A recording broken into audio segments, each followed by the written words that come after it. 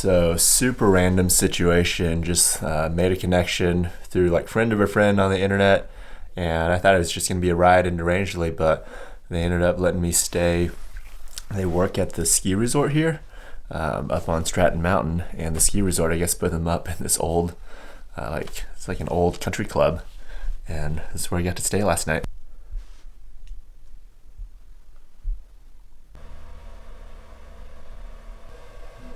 Yeah, that's a polar bear. Let's hope I never see that in real life. So every time I resupply, I buy too much food. These are raspberry strudels. Apple strudels.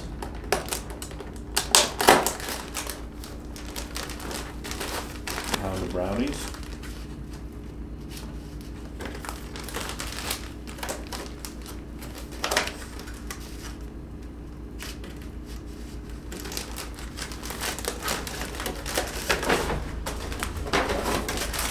Brownie. Ooh, some good cheese. Avocado, so all this is going in a sandwich. Cold soak. Ramen, jalapenos, and then peanut butter. It's like a ski bum altar. I love it. Yeah, Spencer and McKenna were really nice. I love that on the trail. You just never know what your day might bring. Got to stay, in the basement of that old lodge. Pretty interesting little place. Had a fire, cooked some hot dogs and sausages. And I had a frozen pizza and a pint of ice cream. So, pretty good night. Now I'll see if I can do 20. It's gonna be a lot of snow up here.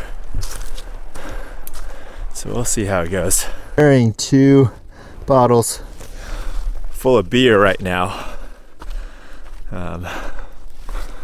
That's gonna be some good fuel to get me up this climb up to the top of Saddleback. So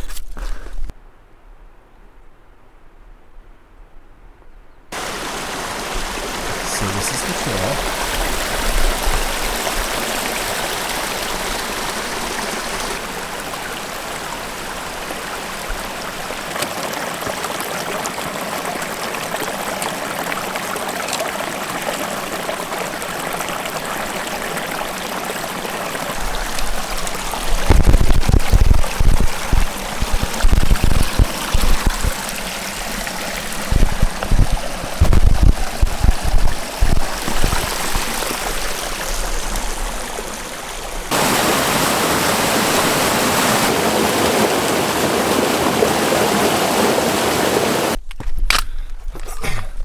I really wonder how many sections with rebar like this was hidden under the ice, because man, some of that stuff was steep. Climbing out of the tree line now, another mile to the top of Saddleback Mountain. Kind of a hazy day today. I don't know what that's about. There's a wildfire that actually started on the AT along the Mahoosic Trail in New Hampshire. It's the closed part of the trail right now. Last I saw, it was a 25-acre wildfire. And that's a good little segue to talk about my wildfire causes for this year. Hiking to raise awareness and some support and money for grassroots wildland firefighters and veterans in fire. So I worked in fire 2020 and just really saw how much work and how dangerous that work is, and how much people sacrifice. You're gone, from your home and your family for an entire summer. It's a lot like a military deployment, and except you don't get any of those benefits that the military does. You just base pay $14.75 an hour. If you want to make any money, it comes from overtime, which means you're on the line, going up mountains like this with a 50-pound pack, chainsaw, hand tools, coming up here doing manual labor 16 hours a day. You're doing that all summer, and that's the only way to make even a little bit of money. And yeah, it's just firefighters need much better pay, and most places now, federal positions especially, real short-staffed, 60-70%. And what that means is, especially as these wildfires get worse, there's just not enough people to fight the fires. So you're gonna have more loss of these public lands, more loss of homes, more loss of lives, especially firefighter lives. If you don't have enough people to staff a fire, you're doing things thin, and then that puts people in more danger. Southern Maine is really characterized by these exposed climbs with this bare, steep bedrock, and all the ponds.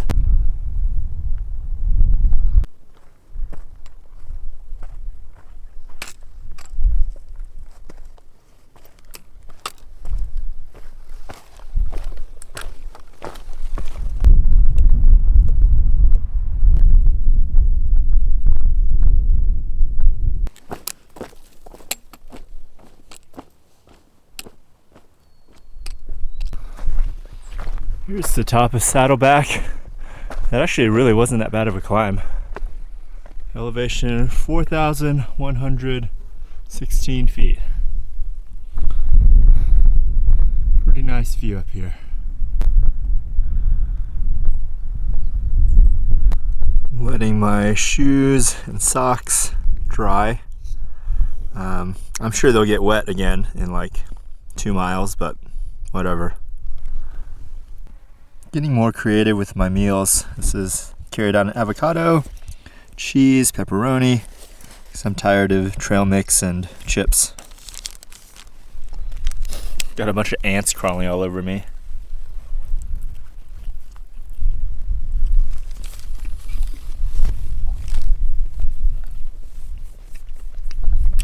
Yep, that's better than trail mix.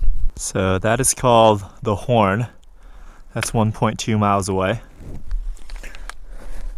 And then past that, it's below tree line again, so it's probably going to be a bunch of shitty snow.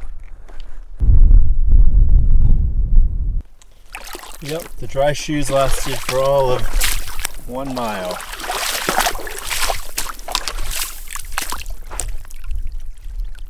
Damn it, that tree grabbed my trekking pole.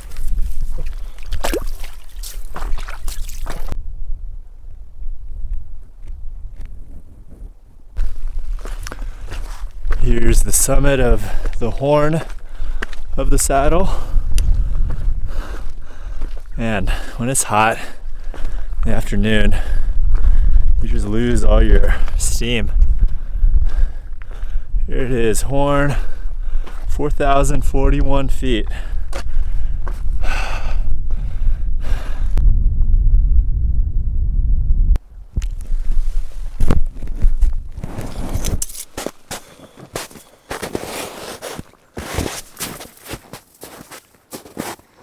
Time for some snowshoes, I think. Pretty bad with snow and ice.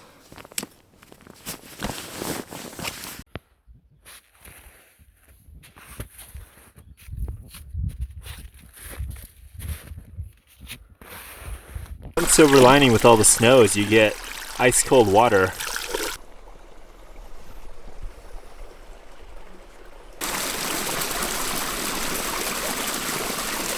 I haven't been showing a lot of blowdowns because they're just so ubiquitous and just part of the landscape, but this one's particularly bad, and part of hiking early season you just encounter all the blowdowns from last winter that no one has cleared out yet.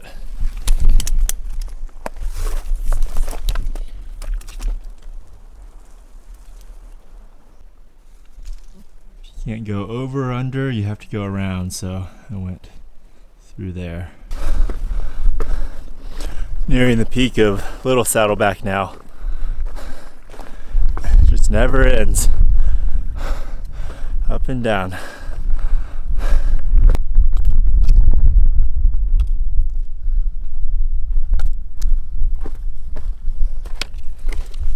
So that's top of Saddleback, that's the Horn, and then it was 4-ish some miles up here to Little Saddleback.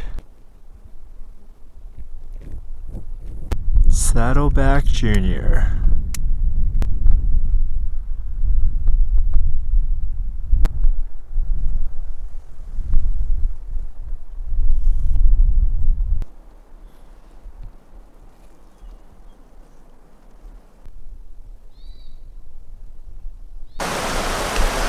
Lovely.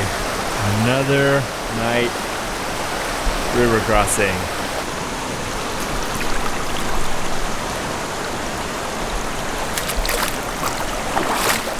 Some sort of little animal up there. See the shiny eyes?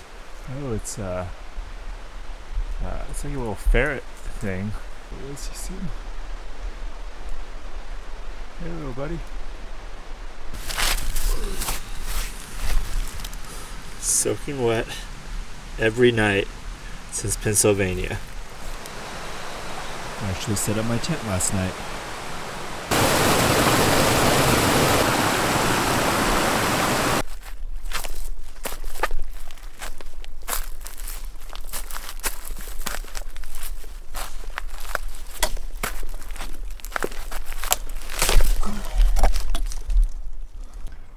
Top of Lone Mountain. That Spalding Mountain lean-to. That's where I was wanting to go yesterday, but everything's just so slow. It's time for snowshoes again. Don't think there's any going under or over this one, so to go up and around, I suppose. It's like this every couple hundred feet now. It's really annoying.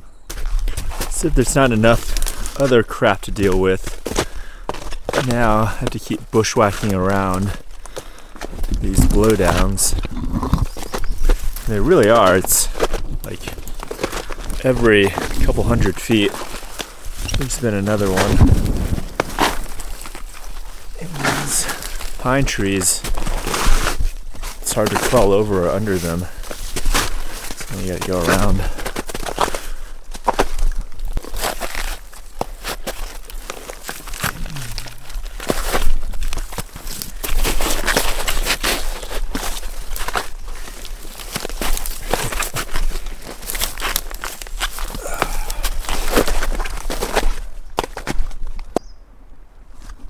All this that you're seeing, it's been within a 5-minute time window.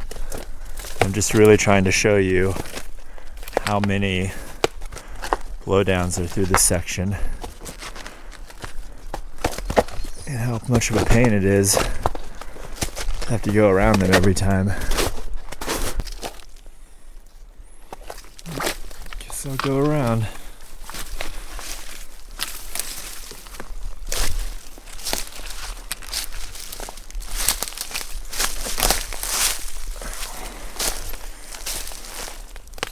The ice has just been breaking in my foot. Like that.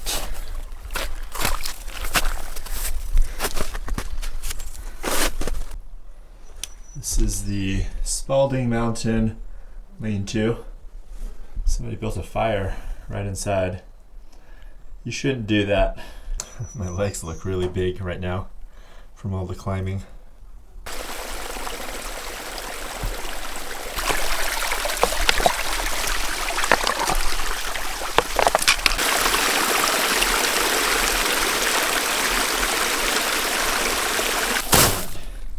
Snow is so terrible.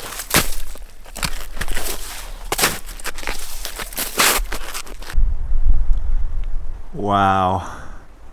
Just an absolutely perfect day. This melting snow really is terrible to walk through. I think it would be much easier in the actual winter when snowpack is harder. But at least it's warm, not having to deal with really cold temperatures. And after today, just one more day of this crap, and I'll be through it.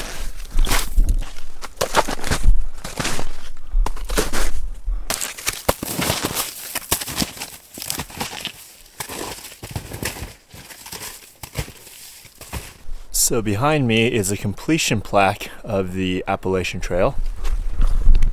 So this reads Maine CCC, in honor of the men in the Civilian Conservation Corps who from 1935 to 1939 contributed greatly to the completion of the Appalachian Trail in Maine, and who on August 14, 1937, near the spot completed the final link of the 2,054-mile trail. So I think this year the trail is 2195, something like that, and 16 when I did it, it was 2189.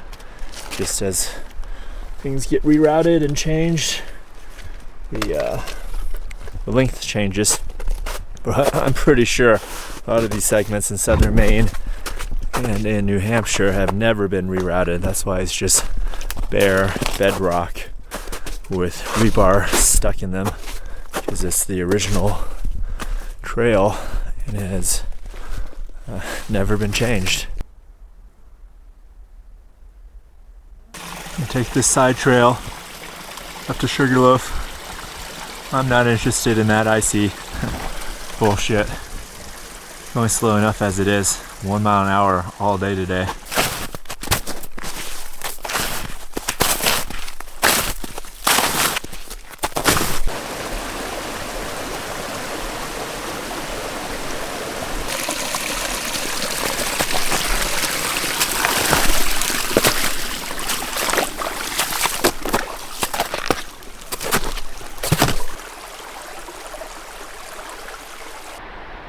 Wow, listen to all that water from all the snow melt. Get Jurassic Park vibes from this view.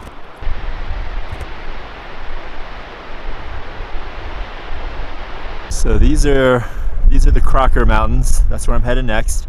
So going down all the way to the river and then right back up and over in like 4 miles.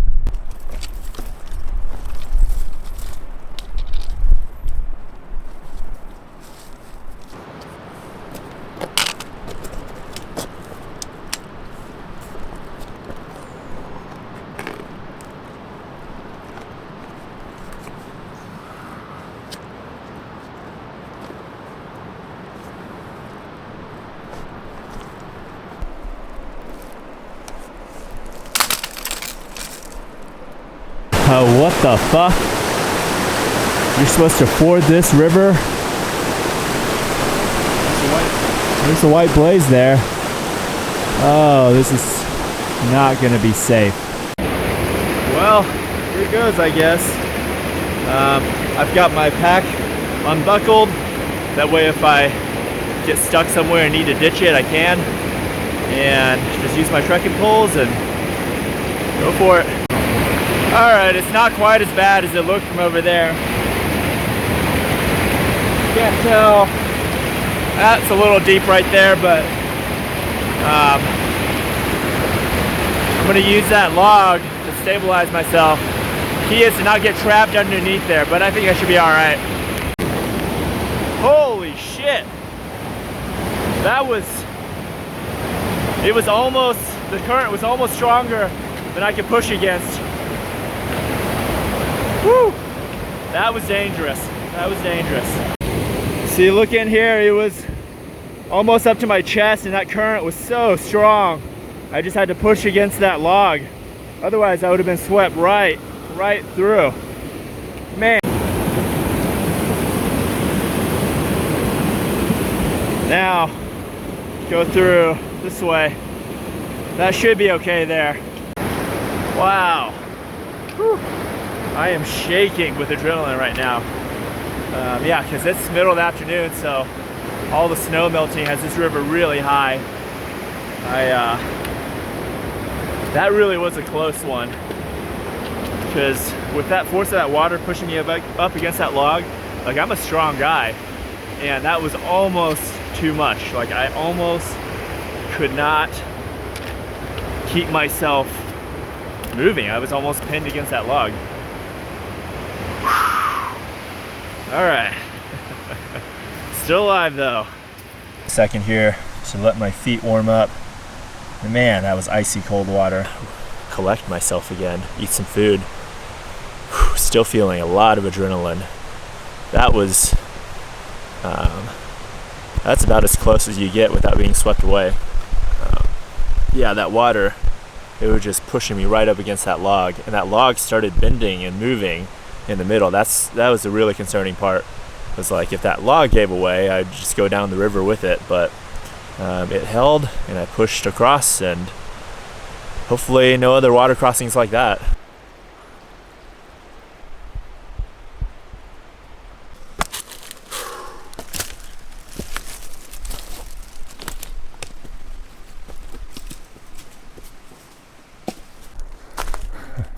Oh, good. Ice.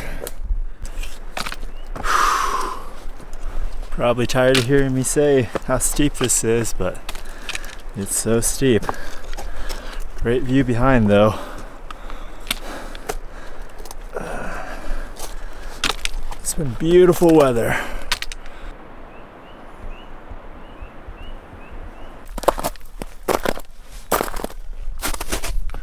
Going up isn't so bad. It's slow, but much better than coming down ice like this. So big. Probably just about as raging as it gets, especially in the afternoon. That's when these snow-fed rivers get the worst, because, you know, throughout the day more snow melts and more water is added to the river. Man, what a crazy experience. If I had known that that crossing would be like that, I probably would have camped right before it, waited for the morning. But, you know, that crossing for most hikers is fine, because they're doing it after all the snow has been gone for months. So, really hoping there's not more like this. I'm sure there will be bigger rivers coming up. I'll have to cross the Kennebec, but I don't think I'll get a canoe ride across there. But yeah, and the snow again, pretty terrible. Alright, here's the top of South Crocker. That means most of the climbing's done. There's still a ton of snow up here. Like 3, 4, 5 feet in places. Alright, 5 miles to the highway.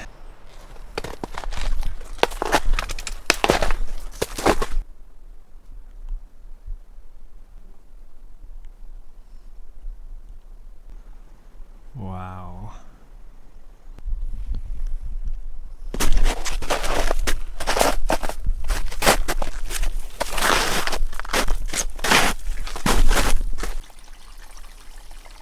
And every single one of these days since entering Maine, well, New Hampshire too, but especially Maine, have just been so hard, because you're either, I'm just sinking up to my knee in snowshoes, you're either like going up and or down super steep, or the flat parts where you would normally make a little bit of faster time. It's just this ridiculous slushy snow, and it's yeah, just such hard work to get any kind of miles in.